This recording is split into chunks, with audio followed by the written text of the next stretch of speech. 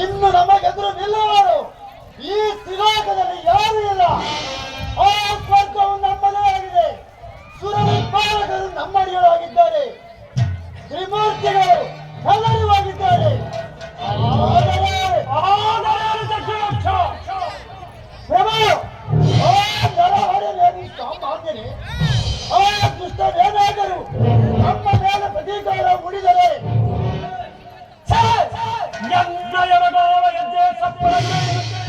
ಕುಣಿದು ಕುಪ್ಪಳಿಸಿ ತೆಗೆದು ಜಿಂಕೆಯಂತೆ ಬೇಗರಿ ಓಡಿದ ಆರ್ಯ ತೊಂದರೆಯನ್ನು ನನ್ನ ಮುಂದೆ ನಡೆಯಲಾರ. ನನ್ನನ್ನು ಕಂಡರೆ ಶಿವನು ಬೆಚ್ಚುವನು, ಶಂಕರನು ಗರಗರನೆ ನಡುವನು. ನನ್ನ ಗಾಳಿಯು ಸುಳಿಯುತ್ತಂತೆ ಆ ಕಬಡ್ಡಿಯನ್ನು ದಿಕ್ಕೆಟ್ಟು ಓಡುವನು.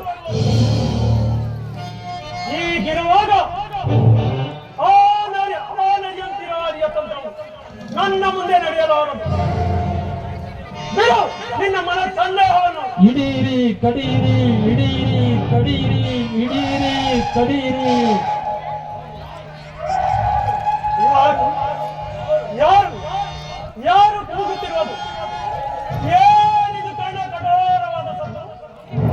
ಬ್ರಹ್ಮಾಂಡವೇ ಚೆಪ್ಪಿದು, ಬಾರಿಗಳೇ ಹರಿದು ಹೋಗುವಂತೆ ಶೌರ್ಯದ ಸದ್ದು. ಏನು ಆಶ್ಚರ್ಯವಿದು? ಸೈನಿಕರ ಚೀರುವಿಕೆ, ರಣರಂಗದ ಅರ್ಥನಾದ. ಎಲ್ಲಿಂದ ಕೇಳಿಬಿಡ್ತೇವೆ ಈ ಸದ್ದು? ಯುದ್ಧ ಸದ್ದದ ಯುದ್ಧ ಸದ್ದು ಗದ್ದಲದ ಅದ್ಭುತ ಸದ್ದು. ಎಲ್ಲಿ ಎಲ್ಲಿ ಎಲ್ಲಿ? ಅಯ್ಯೋ ದಾನವೇಶ, ಇಲ್ಲಿ ಯಾವ ಸದ್ದು ಕೇಳಿಸುತ್ತಿಲ್ಲ. ನಿಮಗೇನು ಭ್ರಮೆಯೇ? ಶಾಂತರಾಗಿ ದಾನವೇಶ, ಶಾಂತರಾಗಿ. ತ್ರಿಲೋಕ ಪರಾಕ್ರಮಿಯಾದ ನೀವು ಹೀಗೆ ಭಯಪಡುವುದೇ? ಇಲ್ಲ ಚಕ್ಷುರ, ಇಲ್ಲ. ನಿನಗೆ ಭಯಂಕರವಾದ ರಣರಂಗದ ಸದ್ದು ಕೇಳಿಸುತ್ತಿರಲಿ? ನಿಮಗೆ ಕೇಳಿಸುತ್ತಿರಲಿ? ಅದು ಅದೇನದು ಗೋರಾಕಾರ ಭೂತ? ಅದು ಸಹಸ್ರ ಶರಗಳು, ಸಹಸ್ರ ಕಥಗಳು, ಕೆಂಪನೆಯ ನೇತ್ರಗಳು,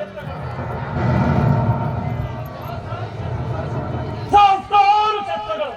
ಯಾವುದಿಲ್ಲ ಸಹಸ್ರ ಮುಖಗಳೊಂದಿಗೆ ಇತ್ತಲೇ ಬರುತ್ತದೆ. ಅದು ಅದು ಅದು ಅಯ್ಯೋ ಮಹಾಪ್ರಭು, ಇಲ್ಲಿ ಯಾವ ಅನುಭವ ಕಾಣ್ತಿಲ್ಲ.